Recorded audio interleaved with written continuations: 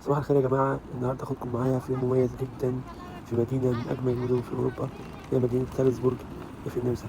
المدينة دي مشهورة بجمالها، مع ما بين الطبيعة جميلة وجبالها تحفة. وأنا كنت مستني صاحبي لحد ما يوصل، ووصل أخيرا صاحبي حدوسة. كنت بقالي فترة مشفتوش، فترة كبيرة جدا. أول حاجة هتحس بيها هنا هو الهدوء والجبال اللي حواليك والنهر اللي بيقسم المدينة لنصين. وهنا قررنا نزور قلعة هوهن سالزبورج، ودي من أهم الأماكن اللي لازم تزورها لما تيجي هنا. ديت تقدر تطلع لها بالتلفريك أو بتمشي لو بتحب المغامرة، والمنظر من فوق حاجة خرافية. ونحن قررنا نطلع بالتلفريك وننزل مشي. طلعنا بالتلفريك ونزلنا مشي، واحنا نازلين عملنا صور تحفة على كل مستوى من الأرض، عملنا صور جميلة جدا. ورغم كده احنا منزلناش كلها مشي، احنا نزلنا جزء منها بالتلفريك وكملنا الباقي مشي.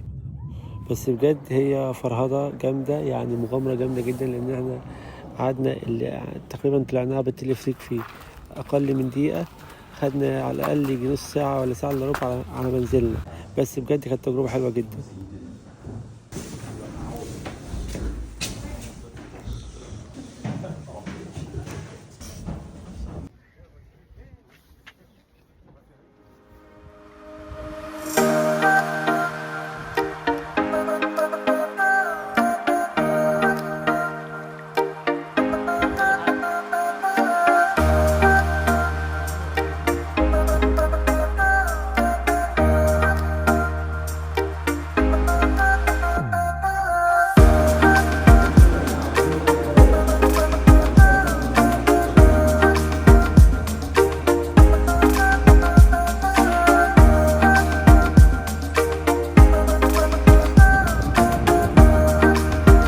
وده المنظر من فوق زي ما انتم شايفين كده، بجد حاجة تحفة تحفة، وكأنها يعني لوحة مرسومة. تحس باسترخاء تام جدا وسط المناظر الجميلة دي.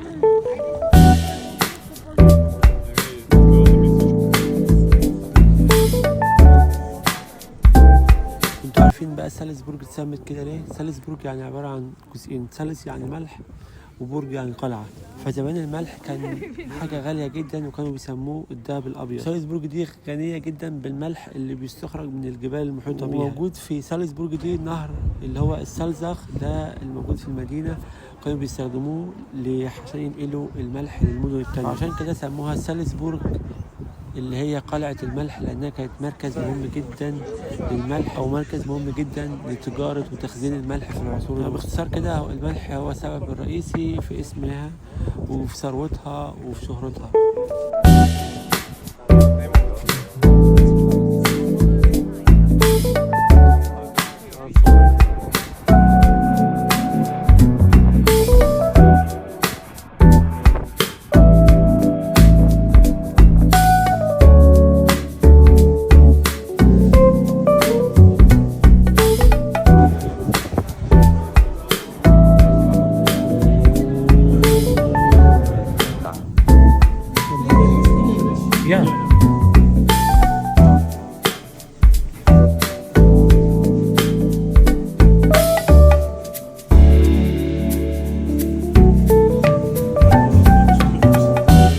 وهنا رحنا الألفشتات اللي هي البلدة القديمة. اتمشينا في شوارعها الجميلة وساحاتها الكبيرة، ويعني المباني التحفة اللي فيها زي ما انتم شايفين كده، يعني تحسك يعني حاجة كلاسيكية كبيرة كده. وأكتر حاجة مميزة في وسط البلد يعني الجو، الناس قاعدة على الكافيهات، أغاني كلاسيكية شغالة، أجواء مش مجرد مكان بس تعمل فيه صور. بالعكس، كان طبعا نازل بعد الحوارات دي كلها إن احنا ناكل. طبعا ناكل عند مطعم مصري بيعمل برجر هنا في المدينة، وبصراحة الأكل كان طعمه كويس جدا وكواليتي حلوة، والسعر كان كويس جدا. المحل ده، المطعم ده اسمه ستيفن برجر أو برجر ستيفن، كان جنب محطة القطر على طول. فأنت لو جيت المدينة دي لازم تجربه بجد. اليوم خلص لكن التفاصيل هتبقى موجودة لسه. سالزبورج مدينة جميلة جدا، لو أنت ليك في الفن والطبيعة والجمال يبقى لازم تزورها. فيديو ما تنسوش تعملوا لايك وتشتركوا في القناة وتكتبوا لي في التعليقات حابين أوريكم إيه في الفيديو الجاي. سلام.